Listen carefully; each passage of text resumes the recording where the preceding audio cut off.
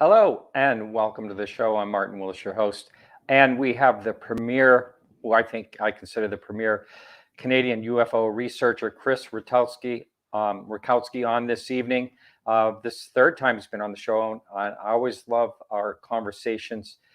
This is a gentleman that really researches the UFOs and the goings on in Canada, and a lot of the things he has an interest, of course, right across the border here in the United States. But again, it's always really a great conversation. I'm sure you'll enjoy that this evening. So the blog this week is Otis Carr, the man who patented a saucer. And it's a late 1950s, sort of a contactee era blog that was written by Michalak. And that'll be on as a audio blog later this week. Thank you all that support this show. We could always use your help. Anyone can support us over at podcastufo.com, and you'll see the support the show link there. I thank you all, each and every one of you, for listening. And in YouTube, we'll try to, if you want to leave a, what am I trying to say? Whoops, hang on just a minute, little technical issue right here. Taken care of. If you want to ask a question of our guests tonight, we are going to take calls in the last half hour of the show, but feel free to ask questions as we go along here. If something comes up that's pertinent, I will ask the question. Please do put the questions in all caps so I catch them. A lot of chat comes in that I can't always catch. So I think that will do it for now, and we're going to bring in our guest. Chris, welcome to the show. Thank you. Glad to be here. Yeah, always glad to talk to you. And so off air, we had this quick little chat. We might as well talk about it right off the bat. Well, and then for the person who has never heard you before, I want you to go into your background a little bit. But first of all, the question was posed to you from Bill, the radio producer. How is UFOs looked at in Canada versus the United States? So what's your opinion on that? Well, I think that we have to say first off is that Canada is in some ways a little more transparent than the United States, a little more open to the UFO issue. And the reason I say that is actually historically that Canada, or the Canadian government, has been a little more transparent with regard to investigations and documents than the United States. For example, in the United States, as everybody knows, Project Blue Book ended about 1969. And after that point, we really have no information up until the recent discovery and the revelations from Leslie Kean and so forth from the New York Times, and then more recently with the Navy videos and so forth, that between 1969 and let's say about 2005, we really had no official recognition that the United States government is involved in UFO investigations or research in any way. People like Paul Dean, of course, have found numerous documents, between that gap. But for the most part, we really had no information about what was going on with regard to UFO investigations and research at an official level. In Canada, we have a complete record from 1947 to the present. The Canadian version of Blue Book, or sort of a spin-off of Blue Book, there were two of them, Project Magnet and Project Second Story. They were sort of in the 50s. But after that point, the Canadian Air Force, Royal Canadian Air Force, was investigating UFOs, basically following the pattern of what had been done in the United States with the USAF. And after 1969, when the US terminated Project Blue Book and the Air Force decided there was nothing of scientific value to be gained, the Canadian government kept on investigating UFOs. And in fact, what happened was the Air Force passed along and transferred the responsibility for UFO investigations from the military to the scientific establishment, which is interesting because that's what's happening now in the United States. Right. But back in late 1960s, UFO reports became the responsibility of something called the National Research Council of Canada, which is the best equivalent I could have would be, for example, the Smithsonian. If you can imagine, the Smithsonian became the investigating body for UFOs because it had all the scientific expertise and so forth. The National Research Council also had a hand in space research, and they had also sort of an equivalent to NASA. So if you can imagine NASA and Smithsonian together, that's what the National Research Council was. In fact, the National Research Council sort of blended and changed its focus to the Canadian Space Agency, and that's the scientific body that built the Canadarm that went up onto the shuttle and now is part of the space station. So that came from the National Research Council. Now, so between 1960, 66, 67, somewhere in there, actually even earlier than that, to 1995, the National Research Council of Canada was investigating and receiving UFOs from official agencies, from RCMP, from National Defense, from civilians, from pilots, and so forth. And so, there was this record of investigations. In fact, as recently as 1994, I was going through some documents that I hope to be posting for everybody to see fairly soon. There was an RCMP investigation of a particular case where a woman had seen a very unusual UFO, and the entire RCMP interrogation of this witness is actually in these files. The National Research Council of Canada by itself wasn't doing anything like this investigation because they were based in Ottawa. They had a few satellite agencies that were helping them, but they realized that a lot of UFOs that were being reported turned out to be, pieces of comets and meteors and shooting stars and so forth. And they realized the value from its geological standpoint of meteorites. And they reasoned that since a lot of the UFOs that were being reported in Canada, turned out to be meteors and fireballs, that potentially could lead to the discovery of a meteorite on the ground. If you have enough people who see things flying overhead and you can triangulate, you can find the meteorite on the ground. So that's one of the motivations for them to investigate. But they were sort of centralized, and they didn't have any, an army of officers or investigators to go across the country. So what they did is they made a deal with the Royal Canadian Mounted Police, the Mounties, because there were detachments just like, that there are sheriff's offices all across the United States. The RCMP in Canada are more like the FBI, and there's FBI offices throughout the entire United States. So there's detachments of the Mounties all across Canada. And so when a person on the West Coast would see a UFO, they would report it to the National Research Council or to the Royal Canadian Mounted Police, and the Royal Canadian Mounted Police would investigate on behalf of the scientists. And conversely, if something's seen on the East Coast or in the North or wherever, in whatever city, the RCMP would conduct the investigations and give the information to the National Research Council of Canada. And they actually did track down one meteorite this way. But all the other reports that didn't seem to be fireballs and meteors and chunks of comet went into something called the non-meteoric sightings file. They said, well, these aren't meteors. We don't know what these are. There's something else. And that particular file went into a drawer in the National Research Council in Ottawa.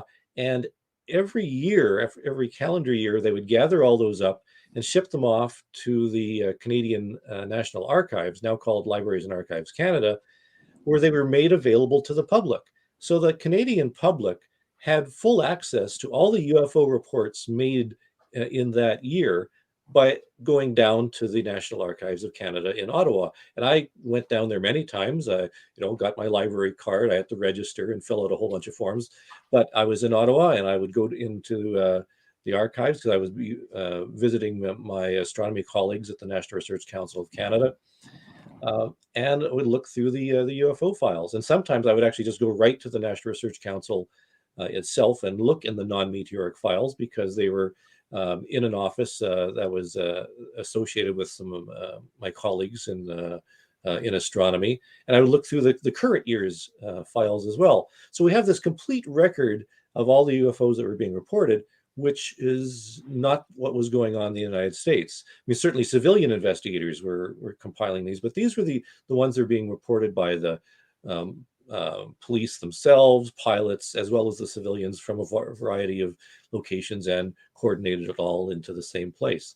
Now, there's a second part of that. I mentioned that this finished in 1995, but we'll get into that later in the in our discussion. But that kind of answers your question, I think. Yeah. Yes. But we did it. Right, right. Thank you. And I know you have an astronomy background. As a matter of fact, you were the president of, what was it at one time? For a while, I was the president of the Royal Astronomical Society of Canada's Winnipeg Centre. My thing was helping people appreciate the wonders of the universe. During a lunar eclipse, I would pull out the telescopes and set them up in a public park and show people what the lunar eclipse looks like, what the rings of Saturn look like through telescopes, and also did my own research. My background is actually my bachelor's degree is in astronomy. My master's degree is in education, and I specialize in science education. So for me, it's cool to translate scientific jargonese and wade through all the scientific terminology so that we can better understand what scientists are discovering and promoting, and so we can understand a little bit more of our place in the universe. Right. And you mentioned Project Blue Book stopped in 1969. I personally, well, from the people I've talked to over the years, probably think that some research was going on. It was just kept off the books, so to speak, I would imagine, because the phenomenon certainly has not stopped. And, there's people that claim that Project Blue Book was kind of like window dressing. There was something else going on behind the scenes with even, deeper research. I don't know if any of that's true or not, but well, I think it is. As a matter of fact, there was a famous document called the Lowe Memorandum, where it was admitted in this document, which was made public eventually, that the really good cases were not going to Blue Book. The Lowe Memorandum also suggested that that Blue Book itself was a public relations exercise. So there is a lot of evidence that there's much more going on, and since the release of some of the material that came forward from Leslie Kean and her colleagues, and the release of the Navy videos and so forth, we found out that there was an actual program investigating UFOs in the United States between 2007 and 2012. And what went on before 2007, we're not entirely sure. And after that, we're not entirely sure either. But what we do know is that now with the UAP task force, which is actually overdue in some of its reports already, that maybe we're going to find out a little bit more about what's currently being seen and tracked down and reported by military personnel. Yeah, it's funny that our government is talking about, they're talking about looking mostly at the military, because of the data. But still, I think there's so much that the public can add to this whole thing, and hopefully they'll get more information than just military. But we'll see how that goes. Yeah, I was going to say that. I sympathize with the people involved in this, because they're looking for instrumented observations. Actually, Avi Loeb, same sort of thing. His Project Galileo, they want instrumented observations. They're not really interested in just the average person's firsthand eyewitness account. They want something that is recorded on digital film or radar or whatever, so that we have an accurate understanding of what was seen. And so a lot of the personal eyewitness observations, the average person's UFO reports seem uninteresting or invalidated perhaps by some of this. Certainly the UAP task force doesn't seem to have any way or mandate to accept reports from the public, strictly from high quality, admittedly, witnesses like military personnel. But the problem is that eyewitness reports of objects in the sky have always been a part of UFO and now UAP investigations and data. When Sputnik was launched in the 50s, the United States and other countries relied on eyewitness observations from the public to track whatever the objects were in the sky, so they can better understand the orbit. The amateur radio enthusiasts tracked the signal as it was passing overhead, for example. So that was all civilian, in addition to the military. And even more recently, when some of the stealth fighters were being tested right over the United States, they relied on some plane spotters, civilian plane spotters, to record these observations of the jet contrails, the string of pearls contrails that we're seeing most often with the stealth fighters, and a better understanding of what was being flown. Even though they were classified top secret, a lot of people in the aerospace industry, because of civilian observations, were able to piece together what some of these aircraft were capable of doing, and they actually had a lot of the specs pretty well worked out for some of the stealth fighters, based on eyewitness observations. So, eyewitness observations are still important, and give us a good data set. I mean, people who study the migration of the monarch butterfly, they rely on civilian ornithologists, so not ornithologists, but entomologists, to better understand, how many the monarchs are in one particular area, and so forth. And bird watchers, same sort of thing. Ornithologists For hummingbirds, greatly assisted by the average bird watcher. So, eyewitness observations are important, and I'm hoping that the UAP task force is not going to just throw the baby out with the bathwater. Right. I wanted to show you this. This someone just sent me today, and I thought it was a great little clip, and I could put this in the show notes too. But it's basically jets. This is back in 1952 when the big flap was going on. This is July 29th. It talks all about the flap going on around the Capitol that we're seen on radar and things like that. But I thought it was interesting to show this, and this is Fall River, not really that far away from where I am right now, Fall River, Massachusetts. But anyway, the interesting thing about this is it talks about the military having these new cameras, and they're finally going to be able to solve what UFOs are. I love that. So that's back in 1952, and they're talking about being dogged for 7 years, and now it's about time they're going to be able to show, what these things are with these new military cameras. So, yes, well, I'm sure that'll be the case. Yeah, as we've been told and still get told, and I've said on this show a number of times that I don't really believe that in my lifetime. It's possible, but I don't have any high hopes that we're going to find out what they are in my lifetime. But it's possible.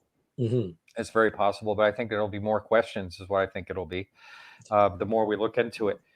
So I promised the listeners that you would tell, for the person that has never heard you on this show before, if you give them a quick nutshell of your background and what got you interested in this topic. Oh, well, that's I was going to say the short version, but we don't need the short version. We have a lot of time here. Oh, that's true. I grew up watching, when I was a kid, I remember my parents plopping me down in front of the TV and watching the Mercury and Gemini launches, for example. And then in school, I remember the teacher rolled out a TV set, and we watched Neil Armstrong walk on the moon. Mm-hmm. So I was sort of a product of a child of the space age, I suppose is the term for it. And in the mid 1970s, there was a significant flap of UFOs here in Canada that was going on in our particular area. And because I was actually, I think, a member of the Astronomy Club or something like that in high school. Very geeky, by the way. But and I remember in the Astronomy Club, people were talking about what are these UFOs that people are seeing. So I actually, was curious enough to go out to where some of the UFOs were being reported and talk to some of the farmers who had been seeing them over their farmyards. And then when I got into university and I was taking my astronomy courses, my astronomy profs, they weren't crazy about the whole UFO thing. They thought it was all nonsense and people who saw them were touched in the head or something. But the phone calls from some of the people who were seeing the UFOs kept coming in to the astronomy office.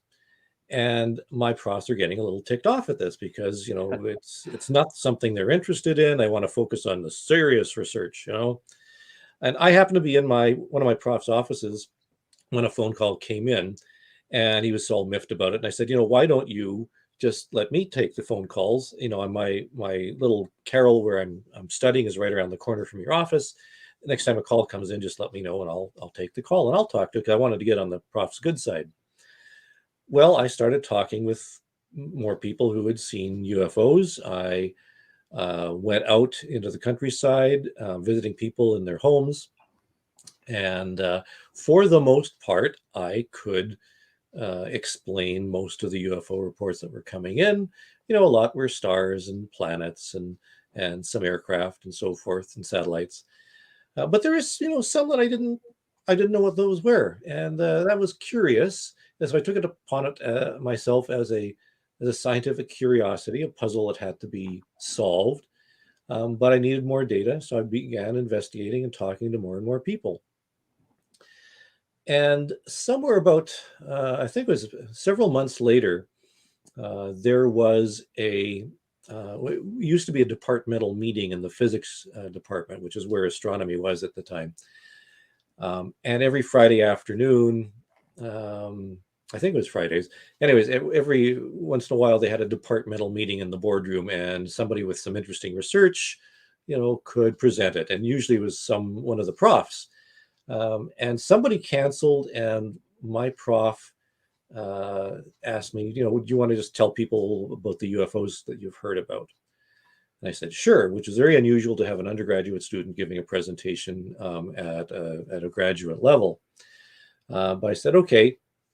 And they had actually advertised, this was a couple of days in advance. And when they advertised it, somebody told the media that there's going to be a talk about UFOs at the university. And the morning that I was supposed to give the talk, I was told that it was being moved from the departmental boardroom to the largest lecture hall on campus, which was something like 500 people capacity. And I ended up giving my first lecture on UFOs as an undergraduate student to a packed house, standing room only, with TV cameras and the whole bit. And after that, I was known as the UFO guy, and that's how I got into the UFO thing. You kind of you got it was by accident. Yeah, right. By accident, There are a lot of people. That's why I'm doing this is by accident too. I happened to be out and I had a UFO sighting.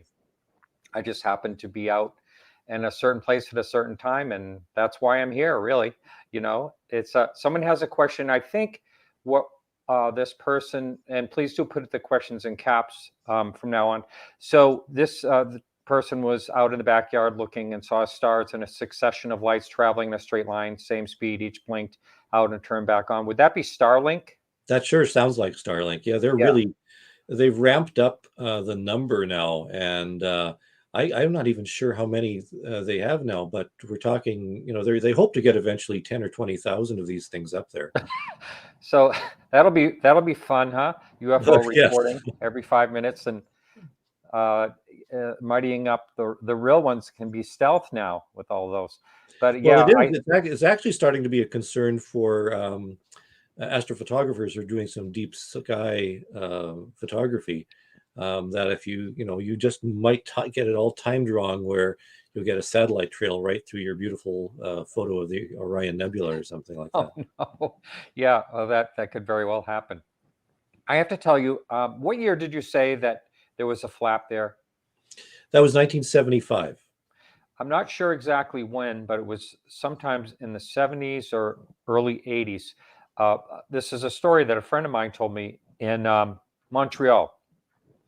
He lived in Montreal, and he and I worked on a big appraisal down in Atlanta, Georgia, and that's how I met him to begin with. And I told him in a conversation that I do a show on UFOs, and he told me the story that he was out he had a party at his own home. He was out on the deck, and then I can't remember if he said a single fighter jet or more than one fighter jets were chasing a disc, and everyone saw it. The whole party stopped. Everyone's like, like a little bit of mumbling, and then it went back on in a party. And he said he got up the next day, got the paper right away. He said he couldn't believe there was nothing in the papers. People had to see it. It was a celebratory, weekend or whatever. I'm not sure exactly what weekend it was. But anyway, had you heard of any stories where fighter jets supposedly were trailing? Yeah, I've heard lots of stories like that. I haven't heard that particular story from Montreal, but there have been many cases like that, both the United States and Canada. It might even be possible to track that down. And the reason I say that is one of the other things that I've done is that in addition to writing books, every year since 1989, I've coordinated the Canadian UFO Survey. And what happened was in the late 1980s, I was frustrated because I kept hearing stories from all across the country, and some people were saying that what they saw was at 11 o'clock at night, and some were saying they saw it at 4 in the afternoon. I wanted to know, what's the distribution? Are more seen at night than during the day? What are the colors? Does the West Coast have more sightings than the East Coast? So I got in touch with my colleagues, other UFO researchers and ufologists across Canada, and I said, hey, can we just coordinate on our data? Let's share our data. I'll put it all into a database, and we'll do some analysis, and we'll be able to to do some scientific work, because I was back. I was putting on my science hat, and I want to do some good science here. So the first year, I think we had something like 140, 150 UFO reports that were submitted from all across Canada from all the researchers. The next year, there were more. And but when we did the analysis, we found some basic things, that there were more sightings in the summer than the winter, which Canada, there's more people looking up outside in the summer than they would be in 40 below in the winter. So that kind of made sense. And then we, did some analysis on shapes and duration and what time of day, and whether there was more than one witness, that type of thing. It was received very well, and so we did it a second year, and then a third year, and this past year, in fact, we've released the 2021 data already. Although we didn't put out a news release this year, but we found that there on average was about 1,000 UFO reports in Canada over each year for the past, 10 years or so, something like that, maybe a little bit more. Wow. And we've amassed up until this past year something like 23,000 separate UFO reports, which is more than Blue Book. Wow. Yeah. And certainly more than a lot of other organizations have. And we've done some basic analyses, and we also made the data available. We've published it every year. The analysis is made available every year. And some of the data has been used by some scientists for other analyses. We found that our UFO data was being used in a course on statistics at a university. I had requests for the data from scientific institutions who wanted to take a look at it. So I think the idea is this is what is being seen by people, and the reports that we get are not just things that people phone in on or these days email in, but these are reports from the government, from military, from pilots, from something called Transport Canada, which is the Canadian equivalent of the FAA, as I mentioned, the military, and it's all across the entire country. So it's a snapshot of what's being reported in one country in 1 year. And when we started doing it, nobody had even thought of it and doing it in other countries. Since then, a few other countries have gone that route and have done parallel things. Peter Davenport's National UFO Investigation Center, Newfork. It's a great database. And it's all around the world, of course, mostly United States, but certainly does have Canadian cases in there. We also got cases from MUFON and other UFO organizations. So it really does gather together as many UFO reports in 1 year as possible from all the sources. So we think we have a good handle on what people are seeing. And over the course of using all these data, 23,000 separate data points, we have a pretty good idea of what people are seeing, and that the time of day are fairly consistent. But it's also true that population is a really big factor in that the more population there is in a particular area, the more likely there will be more UFO reports. So it's the tree falling in the forest in reverse. So it's sort of, if people say, is there a UFO hotspot? Well, I say the largest number of UFO sightings comes from the largest city. Does that make it a hotspot, or does that mean that just there's a lot of people there to be able to see UFOs? But because we also calculate the provinces or the states, for example, are there more in provinces in the East Coast versus the West Coast? And it turns out that Canadian provinces with fairly small populations per capita have more UFO sightings than they should, or that they ought to. So there's interesting things that come out of this. And it's the type of thing where, we have the data, and it'd be nice to be able to say to, some other researchers, like the government researchers, hey, here's the data. This is what we know about UFOs, and this is some of the results that we have. Maybe you can use some of it in your own research. And that has been relatively successful. And as a matter of fact, I'm not sure if the news made it down to the United States or not, but Canadian politicians have started coming out publicly out of the closet regarding interest in UFOs. I saw something about that, yes. Yeah. And somebody filed an accessed information request. In Canada, they're not freedom of information requests, they're accessed information requests. And somebody filed one because they had heard that the Minister of Defense here in Canada last year in 2021 was briefed on UFOs as to what Canada was doing. So when they filed the request, they were surprised to get the set of slides from the PowerPoint presentation that was given to the Minister of Defense. Now, to put this in perspective, just imagine if the Secretary of Defense of the United States was briefed on UFOs. That would be pretty big news, and it would be pretty big to get the PowerPoint set that was given to the Secretary of Defense. Well, the Minister of Defense in Canada was briefed. The person who filed it did get the PowerPoint set, and in it was a description of what the Canadian government had been doing, basically what I just talked about at the beginning. And then a little bit later on, it said, but currently UFO reports go to Chris Rutkowski of Ufology Research. So the Minister of Defense in Canada was told that I am looking into the UFOs in Canada. I think, did you write that on Facebook or something? I saw that somewhere. I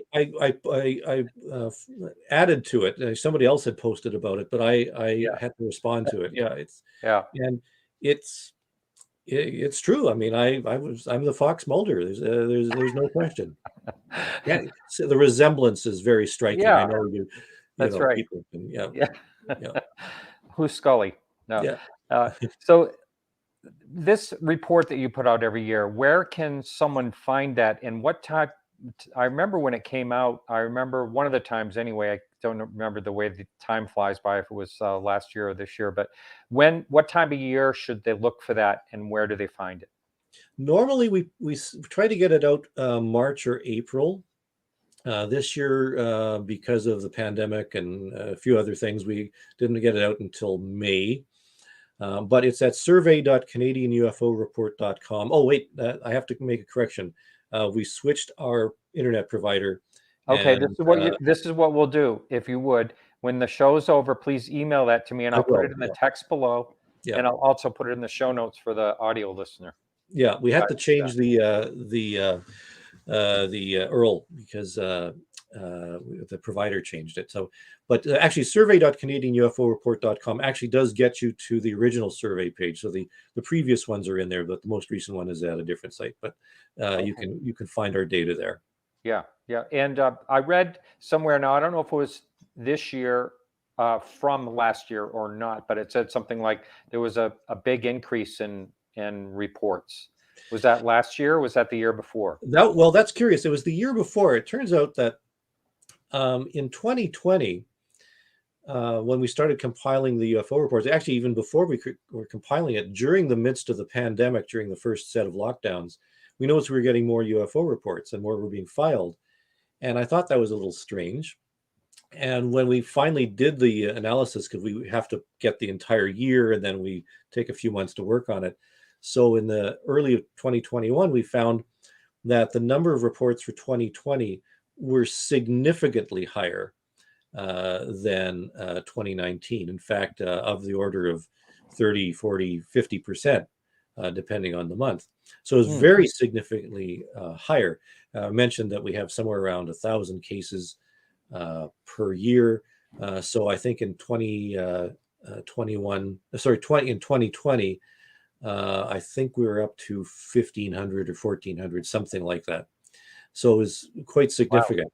Wow. I'll say. Yep. Now, however, and so the explanation was, well, because of the pandemic, people are, they can't go out to bars, or to parties or whatever. So they're standing around in their backyards and they're looking up, and that's why they're seeing more UFOs.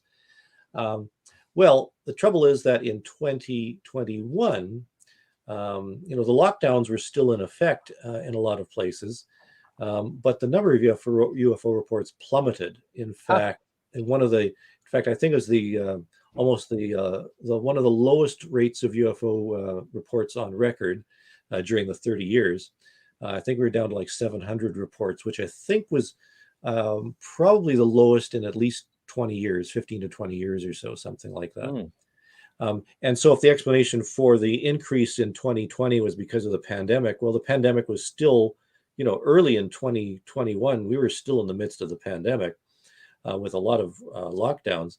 So why was the number of UFO reports so far down? So it's pandemic fatigue, and they didn't pandemic fatigue. Everything was fatigue. Yeah. Yeah. Well, that is strange, isn't it? Really is. It is. It is curious. Yeah. Here's a question in chat, and I want to just add to it. What's your opinion on Schoolyard UFO sightings, such as the Ariel school encounter? By the way, that movie is out still. You can still get it, and I highly recommend it. It's everyone that's watched it that reaches out to me tells me how much they love that movie, the Ariel phenomenon. Anyway, are there any school encounters that you're aware of in Canada? Yeah, there actually are a number of school sightings. I mean, historically, there have been a lot of schoolyard sightings around the world. There have been a few in Canada that I remember. There's one up in Thompson, Manitoba, in the middle of winter, where kids are playing, having a snowball fight and tobogganing and so forth, and a UFO came right over the schoolyard. With regard to the aerial one, I was at the International UFO Congress. Trying to remember what year was this now. Was it 2016, 2017? 2017. Yeah. I think. And Emily Trim was there. Emily was there. Yeah. And I had a chance to talk with her. I heard her story. I was very impressed. It's a fascinating story. I know that, John Mack he went down there to investigate. The original investigator was, I can't remember her name now. Oh, yes. I'm going blank. She's Anyways, there's a South clip Africa. of her in that movie, but I can't remember her Yeah, name. South African woman, Mhm. and she was the original investigator. Did a really wonderful job. John Mack may have actually led some of the children in their testimony, so there's some issues with in regard to that. And yet, when you do listen to some of the original witnesses, like Emily, you do get a sense that something really profound occurred, and whether there was some contamination from other students, and some of them may have made some of the stuff up. Emily's story is very fascinating and very convincing. So I think, as with any UFO case, you have to take it all with a grain of sand, but you have to objectively look at what was reported. And some of the children really report something very, very strange that had happened to them. Yeah, I think if anyone that watches that movie, The Ariel Phenomenon, if you were on the fence about that before, you may not be after. It's just so convincing to watch that. And you're right about Emily. She's a very emotional story. Yes. When she told that personally, I remember I was there. I think I was helping out there, and I believe she got a standing ovation because she was everyone could tell she was so moved. And it was a real traumatic thing for her to tell her story. Yeah, and the fact that it affected her to the point where even as an adult now, she has vivid dreams, and it's inspired her to make beautiful paintings, spacescapes, and so forth. So it's it changed her life. And when you have cases like that that make such an impact on the witnesses' lives, it really does attest to the significance of the phenomena. Now, you're right. When you first started getting all these UFO reports, and everyone was coming to you for UFOs and all that, was there any downside to that in your life? Have you ever had to face ridicule for doing this type of research? That's a really good question. One thing that I often hear about is how the media is not paying any attention to UFOs, and they're just ridiculing the whole thing. I've been doing interviews about UFOs since the 70s, and I would say I can count on one hand the number of interviews that I've done with media that were farcical. Media have treated me with significant respect, and have treated it very, very straight. This is because I'm not going off like some people in ufology talking about alien consciousness and telepathic communication with extraterrestrial galactic federations and that type of thing. I'm talking about the facts of the matter, and the facts are people are reporting UFOs. Some of the people are pilots and air traffic control operators. This is what they're reporting. We have documents that attest this. We know that so many occur in certain months, and other months there's different data. And I treat it very straight. I mean, I have fun with it, as you can see behind me, that I have quite a huge collection of books and paraphernalia, ranging from UFO beer to the actual to the actual Reddit alien, and close encounters, and this way again. Well, I know you're realizing you have to point backwards in this. I have to point backwards. Yeah. Yeah, that's pretty funny. Yeah, people are commenting on your adult toys, they were saying at the beginning of this.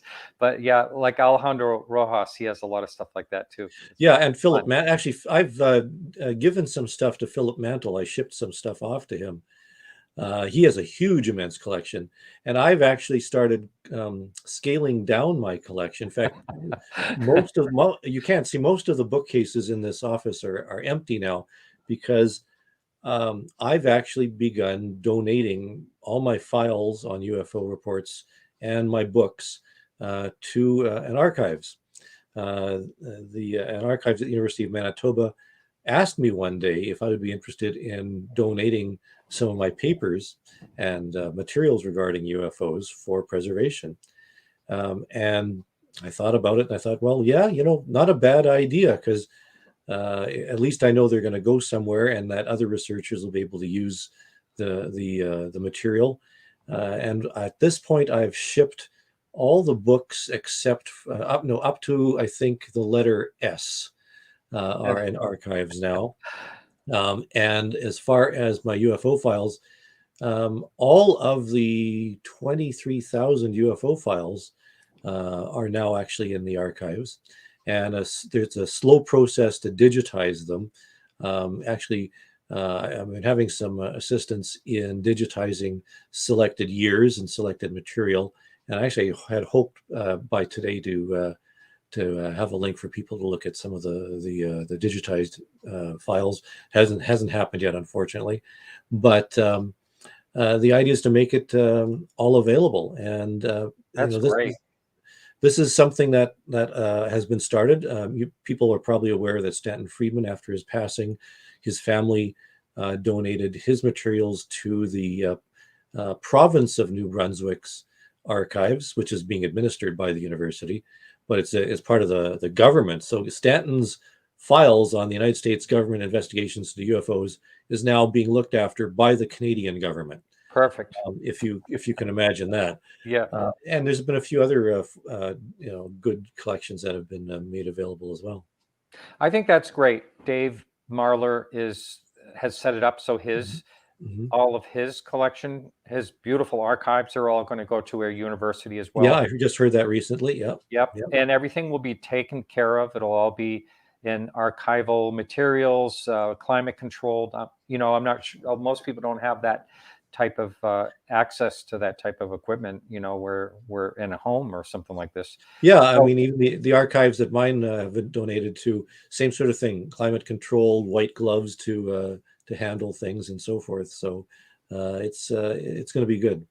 Yeah, and forever looked after. And when someone needs to do research, it's so much easier to go to a place like, a university and have it all in one location. And especially when it's coming in from multiple places in a large archive, it's going to attract people that want to do research. So sure. And Barry Greenwood and others are working on digitizing and that's great. The material. That makes it so easy. Yeah, Jan Aldrich, Barry Greenwood, and yes. David Marler, and a few that's others. Right. They've been digitizing. Isaac Coy. And mine is going to be like that as well. As a matter of fact, the Libraries and Archives Canada collection is available online up until about 1982 or 81, 82, I think. So all the UFO reports from the Royal Canadian Air Force, the National Research Council of Canada, and a lot of Royal Canadian Mounted Police files are available online from 1947 to about 1982. And they digitized it because of the public interest in UFOs. Some people had said this was disclosure, but it wasn't disclosure. They're digitizing a lot of stuff, and they just said, well, a lot of people are interested in UFOs. Let's digitize this. So I think it's something like 9,500, so almost 10,000 separate documents were digitized as part of this project and are currently available. And they, as I understand it, they don't have any plans to go beyond 1982, but I'm working on that myself. I have a good chunk of that. There's some missing years because what happened was that the National Research Council in the early 90s decided to get out of the UFO biz. And what happened was that they were a little embarrassed because in their annual budget, they had a line item for someone to look after the non-meteoric sightings file. So UFOs were in their annual budget, the governmental budget. And they thought, we probably shouldn't have UFOs in the government budget. Just that's too bad. Yeah. And also because they're working on the Canadarm, and the Canadian Space Agency have really moved away from meteors into other things. So they're trying to figure out a way to get out of it. And I happened to be in Ottawa talking with some astronomers at the National Research Council. And I was having lunch with one of them. And he was just saying, oh, yeah, all the UFO stuff where we really don't want to do this anymore. It'd be nice if somebody could take it off our hands. And I said, half jokingly, well, you can always just give them all to me. And he looked at me and said, oh, yeah, not a bad idea. And that was the last I heard of it until 1999, when I got a phone call from a military base in Canada. And it was a major of some particular area. And he had said, are you the guy we're supposed to be sending the UFO reports to? And I said, yeah, absolutely. And I started getting the UFO reports. So from then on until present, I've been getting reports sent to the Department of National Defense, some to the Royal Canadian Mounted Police, Transport Canada, and even some that are destined for something called NAV Canada. Again, these are sort of Canadian equivalents of the FAA. And some of these reports are reports that are given to NORAD. So I do get some of the NORAD reports as well. And so we have, in the National Research Council of Canada, sort of stopped this arrangement with the RCMP in 1995. And we, the reports from 82 to 95 are not yet available, but they are available if you go to Ottawa and go to the archives and look there. But digitally, they're not available. We're working on that. And then after 95, there's a few years of gaps that I'm working on to retrieve. And then there's the records that we have, which I'm making available from 1999 on. And this is why I say the Canadian government has actually been a little more transparent than the United States, because we have these reports and they're either available in paper form in the archives or digitally, or in some cases both, right from 1947 right to the present time. And some of the investigations are very, very detailed in depth. In fact, a few cases have 300 or 400 separate pages of documents of the investigations conducted by the Royal Canadian Air Force and the Royal Canadian Mounted Police. And it attests to the determination of the Canadian government to get more involved and try and understand what was going on from a scientific point of view. And recently, now that the National Research Council of Canada is not involved, the responsibility for a lot of the investigations seems to be in the sort of the proprietary division of Transport Canada, the Canadian FAA, so that pilot reports are filed through there, and we have access to those. In fact, in Canada, the term is still UFO. In fact, Transport Canada actually has a box for pilots to tick. Have you seen a UFO? Wow. And UAP was, it's an American decision, I suppose, from the United States Air Force or whoever was working on that. I mean, there's been a number of terms that have been bandied about, but in Canada, they're called UFOs. And we do get reports from pilots reporting UFOs all the time. And up until, I guess, the number of reports has dropped considerably over the past few years, but I would say, in the 90s, not the 90s, the 2000s and into the mid 2010s to 2015, 2016, pilots and air traffic controllers were regularly reporting UFOs to the Canadian government. It's funny when when you say to someone the term UAP, the average person out there, they'll say, what's that? And you have to say it's UFO. So why don't you just call it a UFO and be done with it? So listen, what are the what people call abductions or experiencers compared to, I know there's a lot of comparisons between the United States and Canada. How would you say, and I know you did a book on that early on or at some point, how would you compare the two countries as far as what people are calling the abductions or experiences? Yeah, that book is titled Abductions and Aliens, What's Really Going On? And what happened was that when abductions were really starting to become a little more common, I had been approached by some people who had had some experiences. They would come up to me after some of my lectures, for example, and want to talk to me privately, and I would get in touch with them and we'd talk.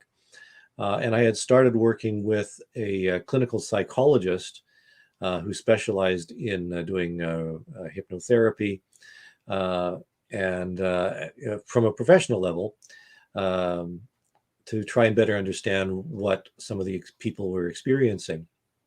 And I know that a lot of people in ufology were getting into doing, learning how to do hypnosis themselves and getting involved in support groups. So I very grudgingly started a sort of a support group here in Canada. It was based on the, some of the more typical support group principles. What's said in the group stays in the group, and no crosstalk, and all this sort of stuff. And we tried to be as respectful as possible. But I guess after talking with a number of people who had approached me, I decided that ufology was not the best place for abductees to come forward with their stories. And the reason I say that is because a lot of the individuals who had come forward with regard to having UFO experiences were experiencing a lot of anxiety.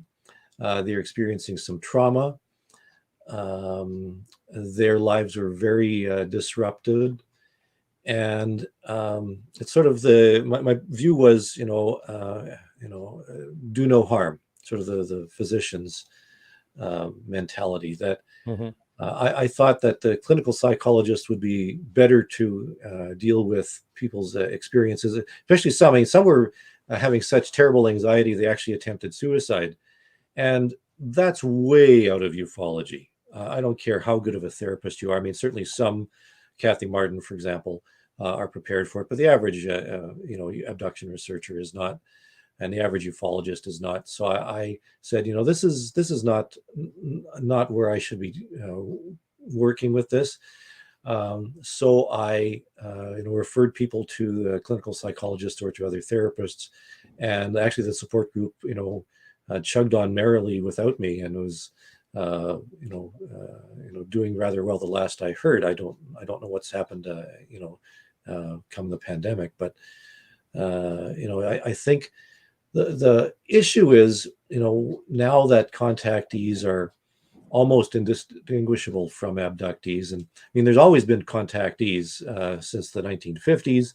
The ones who really get a lot of attention at UFO conferences now really are I would say they're not even as interesting as some of the 1950s, who really had a little more pizzazz, I suppose, to them.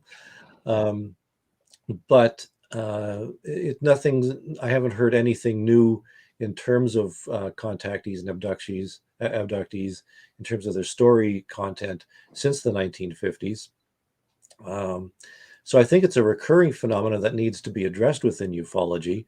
As for differences between Canada and the United States, I don't see any difference between contactees and abductees from any country. I think there's certainly going to be some contamination and some similar stories no matter where you go.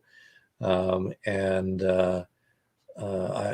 think the phenomenon, it's a separate type of phenomenon within ufology that has to be addressed in some way. And I'm not entirely sure what branch of science or the humanities needs to be involved. My friend, a good friend of mine, Dean Eliotto, is doing a film on experiencers that should be interesting. And something is going on, and these poor people, a lot of them are traumatized, whatever it is that's happening. And I've seen them in groups, at meetings and helping each other, which is a good thing, I think. I think it's a great question.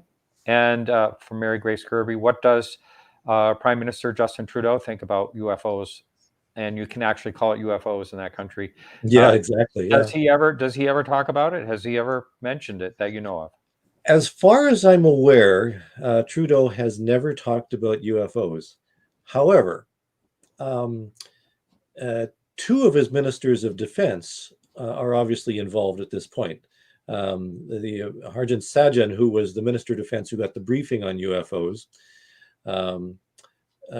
certainly talked with Trudeau about it. I think there's no question of that. We don't have any documentation of that, but if the Minister of Defense got a briefing and there was a suggestion that that in turn was going to be used in a briefing that he was going to give, that's certainly possible. The current Minister of Defense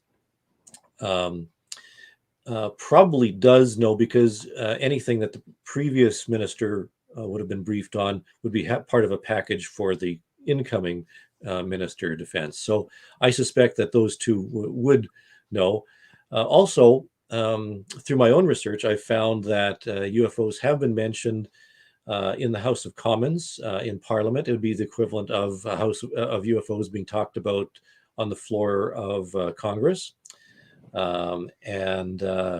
There, I think something like 40 or 50 times over the past 40 or 50 years that UFOs have been brought up in Parliament. And curiously, there's this congressional briefing that everybody was excited about this year regarding the UFOs. Well, back in 1966, Gerald Ford lobbied for a congressional briefing and got it in 1968. And the result of that congressional hearing was that Blue Book killed everything by closing down in 1969. Let's hope that doesn't come out of this most current briefing. But as I say, there had been already a congressional briefing that some people seem to have forgotten about, but we actually did this already in the United States. There have been briefings in Canada as well. There was a briefing to the Canadian Senate, which is, I guess, parallel to the American Senate, back in I'm trying to remember the year that this happened now, in the 60s anyways, where a presentation was given to the Canadian Senate. In 1967, there was a briefing given to another defense minister, to the Chief of Defense Staff, which probably found its way into Parliament as well. And I've actually included the entire set of documents from that in my new book, because it's so significant that I think people should be more aware that the Canadian government had a briefing that was presented describing exactly what was going on in Canada with regard to UFOs. That's great. And we haven't really talked about your book yet. No. so we have an hour left, and a half hour, so we'll be taking calls. So what initiated this particular book? And there also, you mentioned at least one time, it's the LAC. What's that stand for again? Library and Archives Canada. Okay. So you have access to through all these years. Does it take as much work to get one as a FOIA does for the United States, or is it easier access? I would say it's actually easier. Well, if you look at what John Greenwald does, he's filing dozens and dozens every day. He does get his responses quite well. But there's a reporter up here in Canada named Daniel Otis, and he's been filing things. He's really new to the UFO game, and he's only been filing for a couple of years. And I think the fastest that he's got a response is a month, which is way faster than I think it's been the experience of Greenwald in the United States. Yes. When I file, my average is a little worse than his, probably about 6 months or so. I set off 3 this past weekend, and we'll see how fast those come. I'm not holding my breath; those probably won't show up until Christmas or something like that. But I did file some myself, and the material that I have in my book, for the most part, now I would say 90%. Come from publicly available documents. There you are. Yeah. And many have been declassified down from secret, from confidential, from restricted. the Library of Archives Canada has made all these documents available online, and a lot of people have downloaded the whole set. Isaac Coy, for example, and a few others have downloaded the whole set and made them available on various websites. But to actually spend time going through all 10,000 documents is a bit of a chore. And so I spent some time going through all those documents, finding some of the more interesting cases and interesting documents, and putting them all together in the book. And I think we reprinted about 50 of the documents. And I do that because I want to give the readers a chance to really look at some of the more interesting documents themselves, to see what a government document about UFOs really looks like. And one of the most interesting sets of documents is what I call the Robertson Report. And people are probably familiar with the Robertson Committee. Yeah, 1953. Yeah, but in Canada, there's a Robertson briefing, and it was prepared for the Chief of Defense Staff, so the person who works with the Minister of Defense. And in reverse to what, the most recent filing for the Minister of Defense, so that we have the slides, but we don't have the actual documentation of what was said. The briefing in 1967 by a Canadian military officer named Robertson. What we have is the document that accompanied the slides, but not the slides themselves. And the document is 28 pages long, and we reproduce all 28 pages in the book.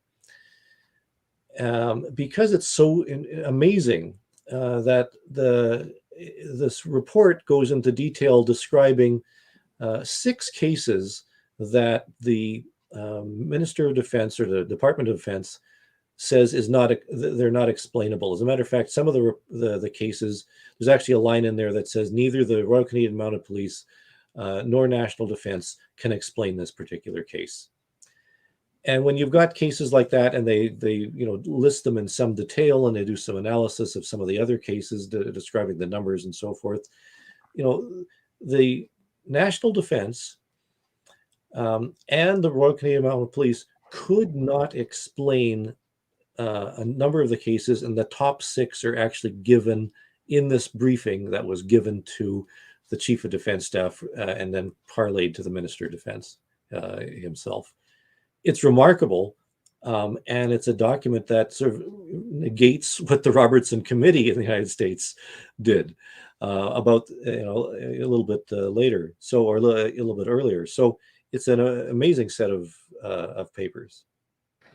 Amazing. Well, it's great that you actually are getting this out there. I think that is a great thing, and nothing speaks more than a government document, especially when it pertains to UFOs. I think it's really a great thing. And someone asked earlier, and it's all just speculation, but they wanted to know what your opinion was of UFOs. What they are, and that was a early question early on.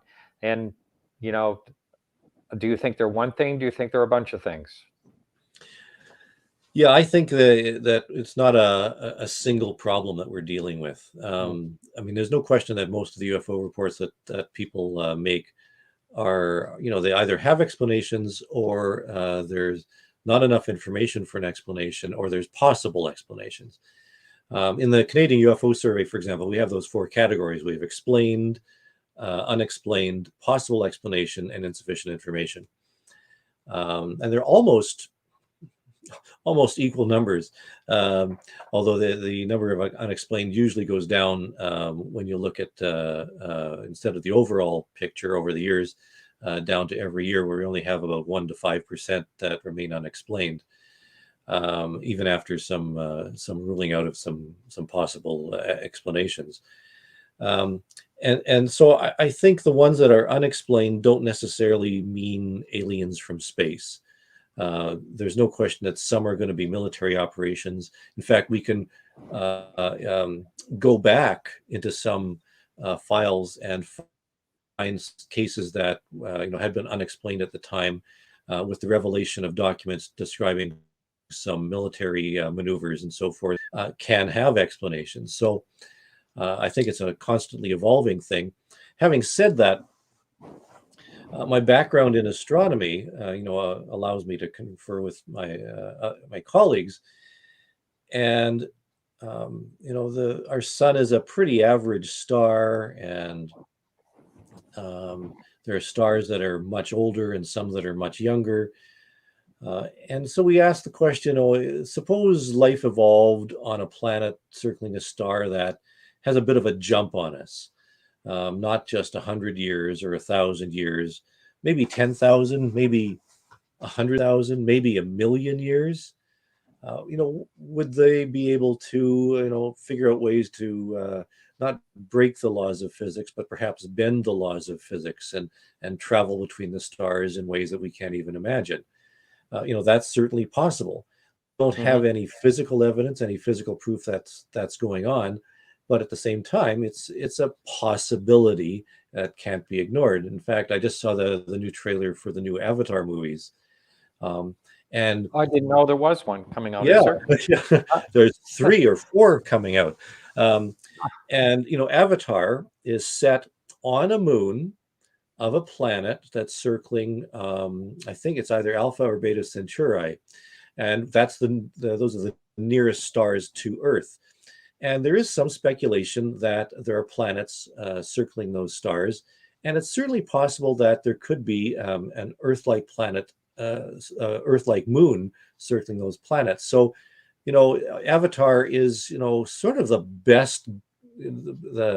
best scenario for aliens living very close to us. And whereas the aliens in Avatar, aren't spacefaring, one really just, needs to think in terms of a difference of a few 100,000 years, maybe that they would become spacefaring. And, but it puts it in perspective that, the nearest aliens might be very, very close to us. But who knows? They might be on the other side of the galaxy. I listened to, I was at a conference where Mark D'Antonio was speaking, and he has a theory, it's between him and Robert Schroeder. I don't know if you've heard of Robert Schroeder. Is science background. So Mark had a talk on basically the possibility of traveling, and God, I'm going to mess this whole thing up, but it was interesting. And like you said, maybe they bend the laws of physics. Maybe they discover something in physics we haven't yet. I don't know how, if the possibility that they're coming from great distance, they would have to do one or the other, I believe. Yeah. And I mean, there's discoveries in physics every day. In fact, yesterday, yes, I saw that. CERN. Physicists at CERN discovered a pentaquark. And I guess they'd actually found a pentaquark before, but this one is its makeup and composition too, or something like that. There's different names. I mean, there's new discoveries being made every day, and maybe who knows? Yeah, that's right. Yeah, that's pretty exciting. The building blocks, how small do they go? That's really another fascinating. And the whole thing of quantum physics and how things can be interconnected, the entanglement and all that is just mind-blowing, because the things, they shouldn't make sense, but they do somehow, and that may be all tied into this thing too. Who knows? Now, we share some Great Lakes with you. You also have a coastline. What about USO reports in Canada? Yeah, I mean, there's no question there are objects under the water that are reported in Canada as well. We might as well mention Shag Harbor, that it's described as Canada's Roswell. Also happened in 1967, where a number of people, including some RCMP officers, had seen a bright object flying over over Nova Scotia, heading for the ocean. And people say it's, the story is that people saw it crash into the ocean. Actually, no one saw it crash into the ocean. And there's a little asterisk that I'll mention in a second. but no one saw it. They saw it moving over the land, and then when they got to the shore, they could see this bright object on the water. And the RCMP commandeered some fishing boats. This was like 2 or 3 in the morning, and they got the fishermen to take them out in the boat because they thought that the plane had gone down or something had crashed into the ocean. They had to get the rescue operation. By the time the boats actually got out there, the light had gone out, but what remained was a glowing greenish yellowish foam that was on the surface of the water, but nothing could be found there. From documents that have been recovered, and I'm going back to documents because this is something that we can attest. By the way, Roswell, the U.S. government says nothing happened at Roswell. Canadian government, not only did something happen at Shag Harbor, there are documents that recommended that Navy scuba divers go down and see if they can retrieve whatever crashed down there, and it was described as a UFO. Anyway, so they didn't find anything officially, but there's lots and lots of stories that, I talked with some people on the shore who said that, yeah, we saw under cover of darkness, the scuba divers drag something out of the water and loaded onto a flatbed truck and carted it away. U.S. Navy, by the way, had its own base not that far away from Shag Harbor in Nova Scotia. Mm-hmm. But there's lots of stories to that effect. And the asterisk I was going to mention was that just last year, Chris Stiles, who one of Canada's leading investigators out in the East Coast, mm-hmm. He located a woman who said that she was a witness to the object 50 some years ago, and said that she did see this thing crash into the water. But wow. That was 50 years ago that she came forward with the story. And, I don't know if I'm willing to accept it completely, but it's interesting that we have one witness to something that happened more than 50 years ago. I didn't realize that I thought they were calling it a possible plane crash, that it went into the water, but the only thing that they saw was it going over the water and then the yellow foam mm-hmm. afterward. Yeah. I see. Yeah. I'm going to be up there in Shag Harbor on the first part of October. I'm going to do a talk at the convention up there. I'm pretty excited. Well, you're giving a talk at the Shag Harbor UFO Festival. Good. Yeah, I'm pretty excited. Are you going to be there?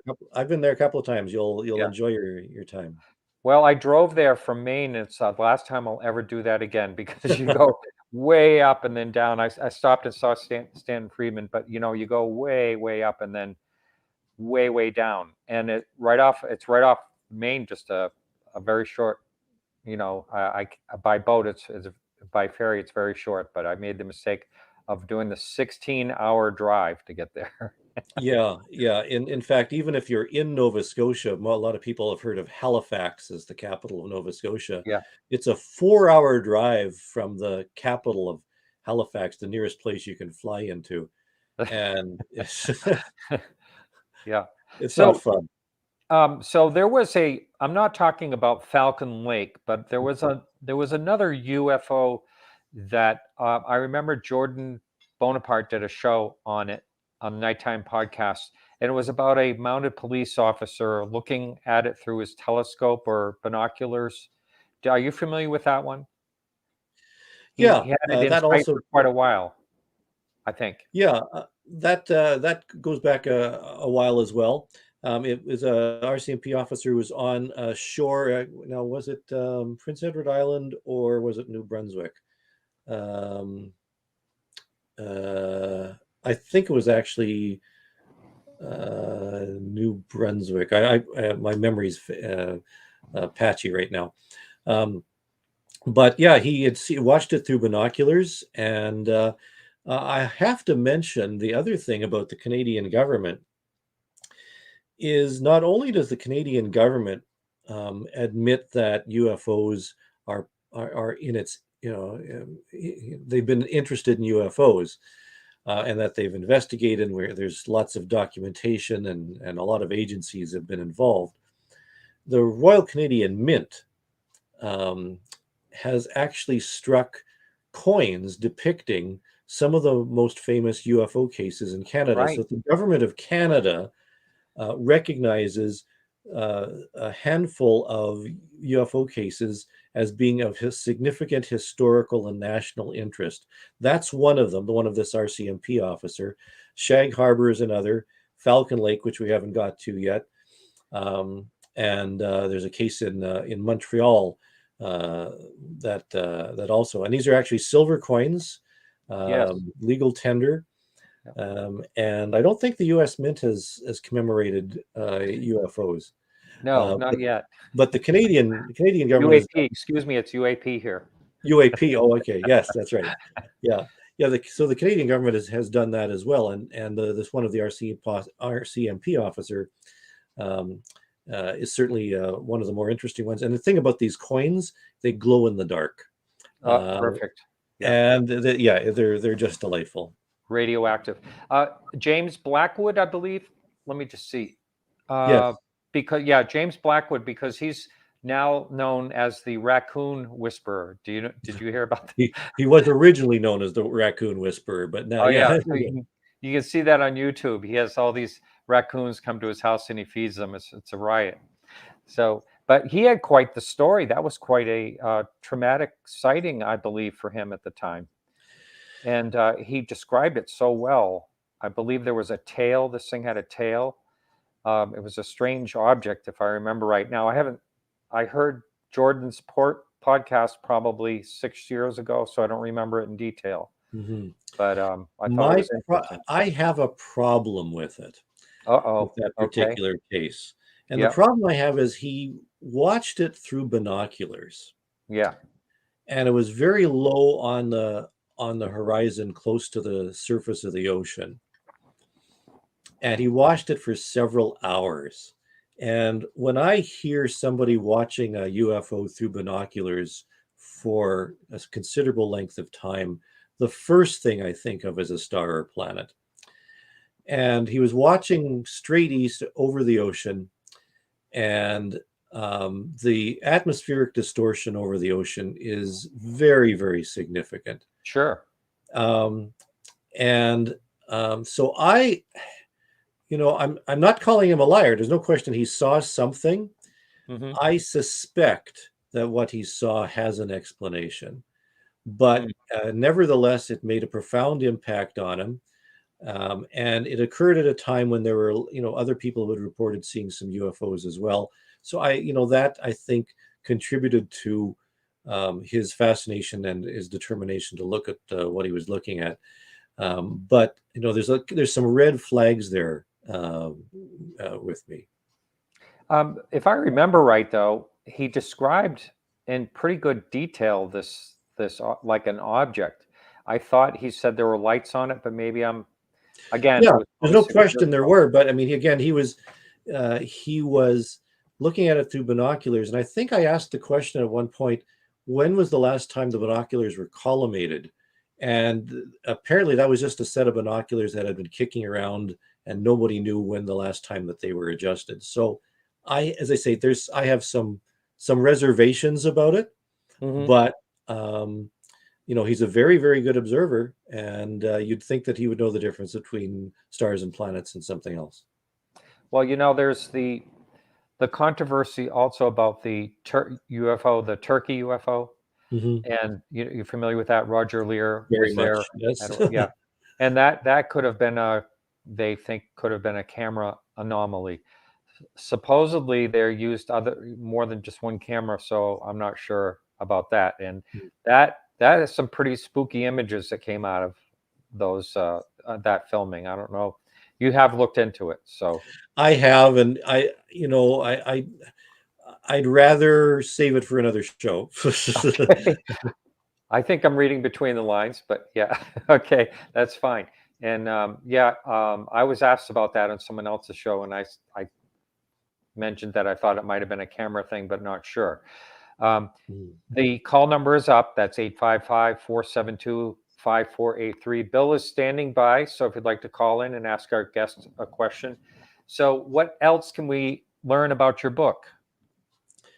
Well, I mean, I do have some information there about the Falcon Lake case, and I know there's probably going to be some calls coming in. So very quickly, 1967, a fellow was doing some amateur prospecting. He was a bit of a rock hound. He went into the forest, very, very rugged kind of area, and he saw, for all intents and purposes, a Hollywood-style flying saucer come down not far from him. It's disc-shaped, dome on top, 35 feet in diameter, 12 feet high, lights coming out of it. He went up and touched the side of it. His rubberized glove melted. When this thing took off, a blast of hot gas hit him in the chest, setting his clothes on fire, setting fire to pine needles. Wow. He eventually made it to a hospital where he was treated for burns. Radiation was found at the site, and the Royal Canadian Mounted Police and the Royal Canadian Air Force investigated. And in the opinion of the investigators, they had no explanation for what was found. The United States Air Force, in terms of the Condon Committee, came up, investigated, and they decided it wasn't a very good case. Whereas the Royal Canadian Mounted Police and the Air Force had spent many, many hours investigating and looking at the site and looking at the evidence, decided it could not be explained. But I have much of those documents in the book too. And those burns were that he had on him were like grill type burns. They're pretty bad. He was in the hospital for a while. Did he recover fully from that? Well, he was sent home and did a lot of his recovery at home, but his burns took quite some time to fade. In fact, the burns on his lower chest, they were kind of in this checkerboard pattern. The scar tissue was it was always underneath his skin. You could always feel those. He called them his buttons, actually, because you could feel them like buttons under his skin. And there's no question that he was physically injured, and we have the medical records. We have the records from the RCMP and the Royal Canadian Air Force. We have records from officials. This was a very intensely investigated case, probably better documented than Roswell. Wow. And so they didn't come up with anything, basically. That's the bottom line. The statement actually on record is that they did not have a satisfactory explanation. Oh, and did he talk about this afterwards, or did he keep quiet about it, or did he want to talk about it? He thought that he actually went to the press because he thought that there was a danger to the public. He thought this was some sort of American, like this was just the beginning of Apollo. So he thought this was an American test of a flying vehicle, and it was that it was dangerous to try and be out in the woods if these things are going to be flying around. Then when there was such a tremendous interest in this, that the family was bothered day and night. People camped out on their doorstep. He eventually just said enough is enough, and the family stopped talking about it. And only because I happen to know the family myself, that they agreed to talk with me, and I opened the case myself in the 1970s again to reinvestigate. And we have all this documentation, 300 or 400 pages, separate pages of documentation about this particular case. Wow. And so, yeah, it's one of the ones that always seems to come up, when anyone talks about, the like major UFO sightings in Canada. What or are anywhere. I would challenge you. You're right.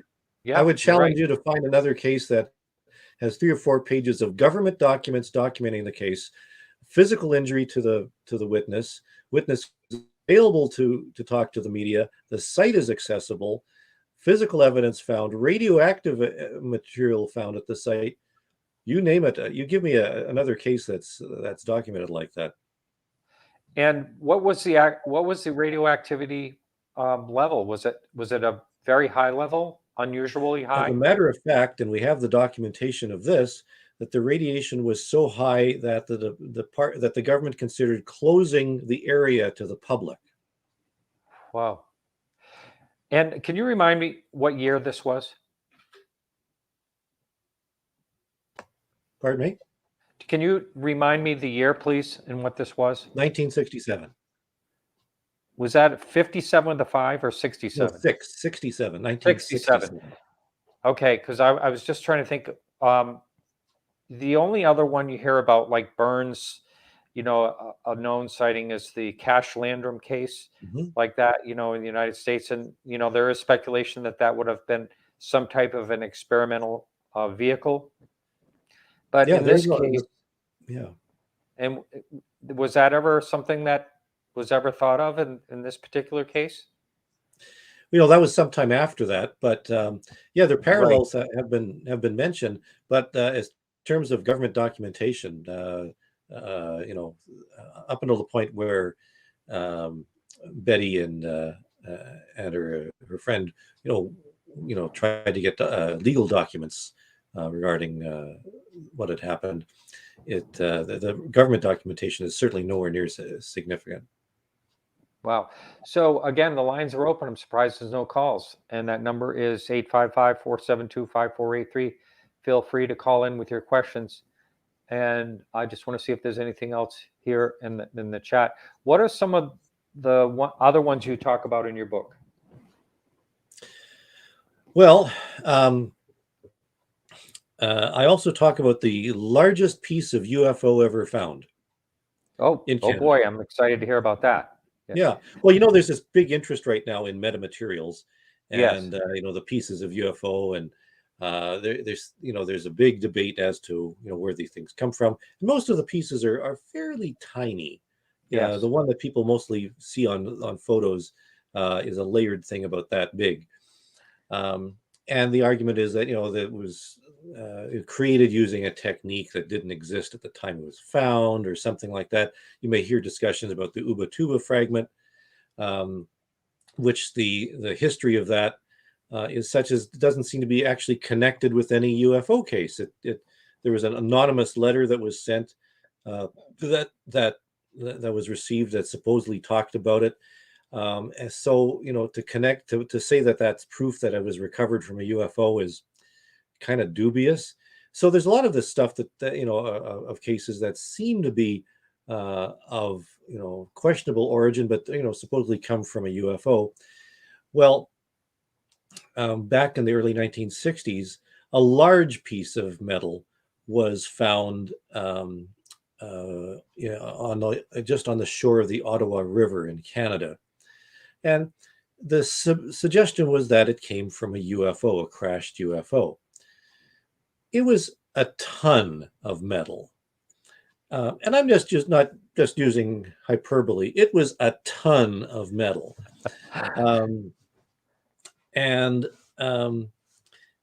This chunk of metal was difficult to move. In fact, it was part of there was actually a chunk of it that was actually sent to a foundry to melt down. But a significant large piece, the size of a washing machine, was taken and studied, and it was analyzed by a number of metallurgists. Was studied by a chemical laboratory in Canada, and was promoted by a number of UFO groups and organizations at the time as being a piece of a UFO. And pieces of that particular thing, the original giant chunk, has been lost. If you can just imagine losing a piece of UFO that big. But little small pieces, size of the metamaterials these days, exist in another university's archives and are awaiting testing. And I document, the story of that. That piece was actually examined by Roy Craig from Project from the Condon Committee. He wasn't all that impressed with it, but a lot of other people involved in ufology at the time in the 60s were bound and determined that this was a really good case. Wow, we have a call. Let me get this ready here. We have Kevin in Florida. Kevin, you're on the air. Welcome to the show. Great to be on. I'm getting an echo in here. Oh, try to ignore the echo. We'll try to fix the echo for the next caller. But go ahead and try to just move on with your question. opinion on Mr. Heller, the former defense minister of Canada? Paul Hellyer, yeah. My opinion? Yeah, he had a number of revelations about UFOs. Yeah, I have my concerns about Paul Hellyer. At the time that he was defense minister, which was up until the early part of 1967, he had said that no UFO cases of interest ever crossed his desk, and he wasn't all that interested. So it was a little surprising that in early 2000s he came forward with a story that he had been given information by a source that he never did name within the military, who assured him that a lot of the UFO stories were true and that the aliens were in contact with military people in around the world. He had lost his access, his high level access to information when he ceased being Minister of Defense. So for 50 years, he really had no information about UFOs or what was really being done in the military regarding the UFOs. So I find his stories a little hard to believe. But a lot of people put a lot of faith in him, although the times that I met him and talked with him, I just had a lot of red flags. Anything else, Kevin? Well, as far as the radiation in a UFO report, there was a case in Texas where a couple in a car were burned by radiation. It seems to have an analogy to the incident in Canada. Yeah, that's the Cash Landrum case. We were just talking about that one. Yes. Didn't Betty and Barney Hill have radiation as well? No, I don't think Betty and Barney Hill had radiation. No. Well, the trunk of their car supposedly had something going on, but I'm not sure if it was radiation. I think it was some magnetic field. Or Yeah, something. magnetics. That's what it was. Yes. Yeah. Yeah. I remember the compass spun around. Yeah. Supposedly. Yeah. Well, thank you for the call, Kevin. Okay, great. All right. So the line is open, and again, that number is 855-472-5483. Yeah, I mean those ones where they're burns and things, and boy, they're kind of scary. There's not a tremendous amount of them, but there are some. Yeah, they're few and far between. The other thing, I'm just going to make another point about Paul Hellyer. He also said that, as I said, he said that when he was in office as Minister of Defense, he never, was all that interested in UFOs and didn't see anything that was of interest. However, actually, I think I have it in my book, as a matter of fact. In 1967, while he was still in office, there was a crop circle report. 1967, we beat England by a long shot. And it was actually investigated by the Ministry of National Defense, so the Royal Canadian Air Force and the Royal Canadian Mounted Police were involved as well.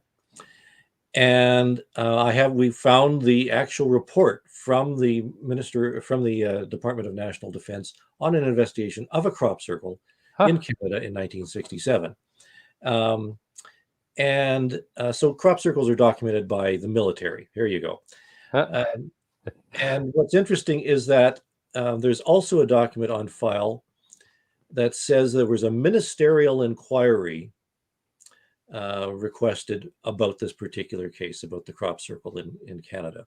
And at the time, the minister was Paul Hellyer. So how could he not have any interesting cases in UFOs and have no comment on UFOs while he was in office, when we know for a fact that he actually ordered a ministerial inquiry into the crop circle that was connected to UFOs? Do you think he just was keeping it quiet, or? I mean, well, do you have? It would be strange to keep it quiet because it's on the public record. I see. We have these documents that prove this, and these are part of the documents that are part of the Library and Archives Canada collection that are digitally available. Oh, wow. Now, would you say that Canada is a little more loose with classifying things like UFOs in the United States? loose. Well, I mean, there's no question. There's probably a lot of documents that we don't have access to, and I know that over the past 20 or 30 years, more have been released slowly per some access to information requests.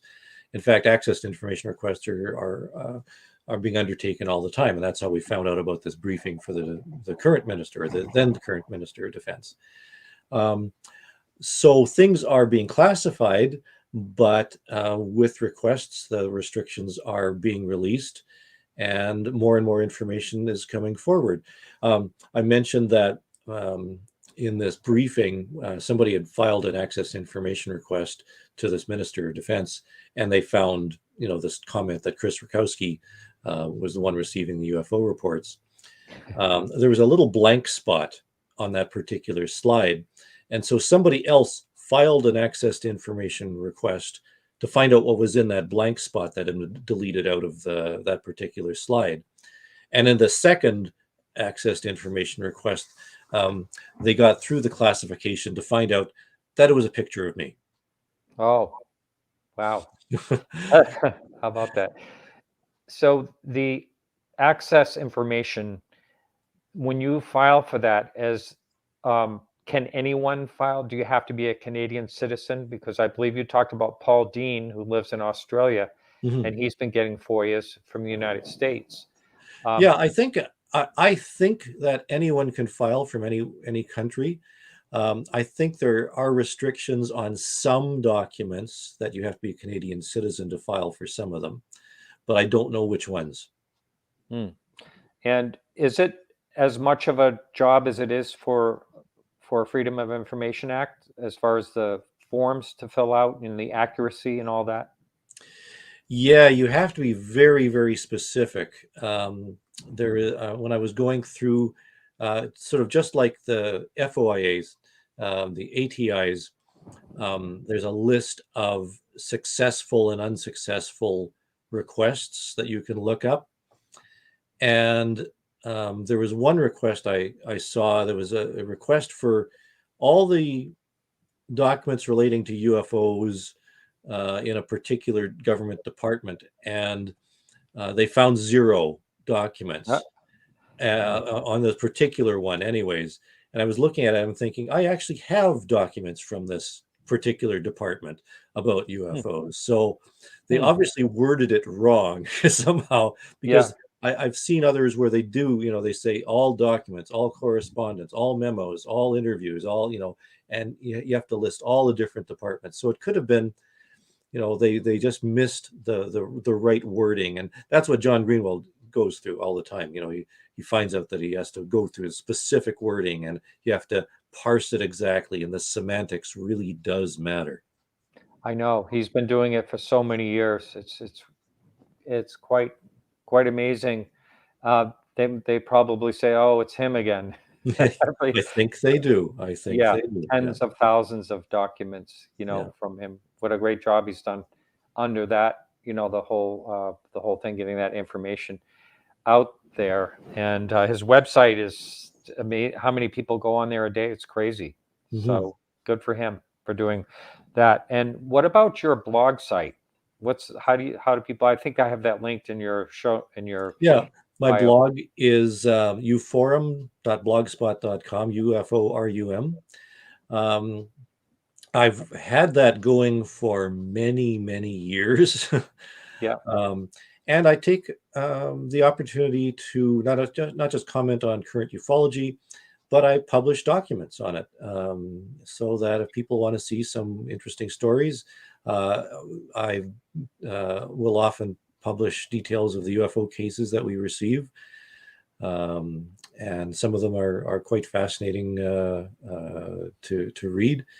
And I also have things like the top 10 most interesting Canadian UFO cases, the top 10 most unexplained UFO cases, and then cases from across the country, places to visit for holidays. You're going to be coming up to Canada in October. They're in Shag Harbor. There's the UFO Museum there. There's places right across the country that you can visit. There's a UFO landing pad in St. Paul, Alberta, with That's the right. Yeah, UFO museum. that's right. Um, Yeah. there's, No one's ever landed there yet, though. no, they Yeah, haven't. Darn it, yeah, darn it. yeah. Um, and there's places right across the country that you can visit that have a UFO or a mysterious connection. Well, let's hear. We'll do a little bit of a lightning round. Maybe we've got about 8 minutes left. Let's hear a couple of the most unexplained, and then the top 10. If you can kind of go through. I don't know if you need to look at your notes. No. Oh. Yeah, well, off the top of Well, my head, we're going yeah, to talk about Falcon Lake. We've yeah. already talked about that. Shag Harbor is quite interesting. There was the UFO ring, the crop circle in Duhamel, Alberta, in 1967. And I'm just going for the top 6 that were in this Robertson briefing. There were 2 cases, radar cases, that are also included in that happened in, I'm trying to remember whether they were 66 or 67, where military base radars had picked up these objects, and they verified that the system was functioning completely. They were not radar angels. It was not related to weather, not related to insects or birds. And so they were noted as being very significant.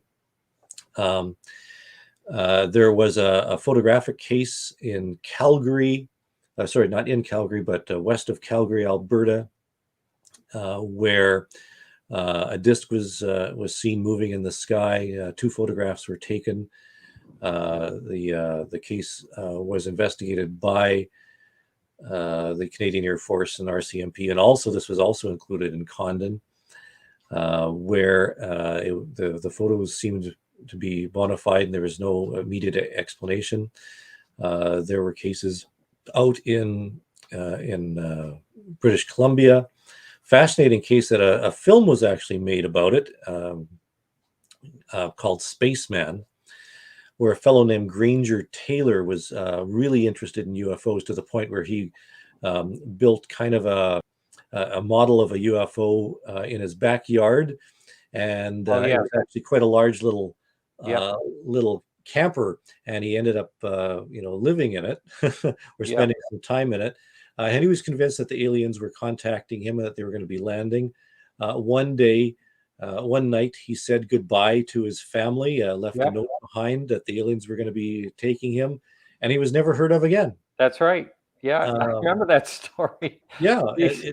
there's some great stories. As I say, it turned it into a film, which is very, very moving. It's a very emotional movie that Oh, I I have don't to think check very that many out. people have seen. Yeah, it's called Spaceman. So there's a lot of really curious cases right across Canada that are worth checking into and that have been documented. And I want to emphasize they're documented. These are not necessarily just Yeah. things that people say they've seen and that's the last of it. There are government documents galore. I mentioned that almost 10,000 in the Library and Archives Canada that they've digitized. I've just finished digitizing 250 or 300 cases that are going to be made available that are not part of that set, and we're working on many, many more. So, and that's Canada. We're still waiting to hear exactly what's been going on from the United States. We heard, in fact, somebody asked me, what about the 144 that the UFP task force couldn't explain? It's not quite true that they couldn't explain it. What they said was that the information wasn't sufficient to adequately explain it. I forget the wording in the UFP task force report. But what that meant is that they probably had an idea that it was an aircraft or a drone or a balloon or something, but they couldn't identify which aircraft or balloon. But nevertheless, where's the data on those 144? We'd Right. like to know date, time, location, who saw it, how did it move, everything you need in a standard UFO report. We don't have anything like that so far from what's been produced. So we have every right to demand a little bit more information and it's not forthcoming. We still don't have even the information on the Nimitz videos.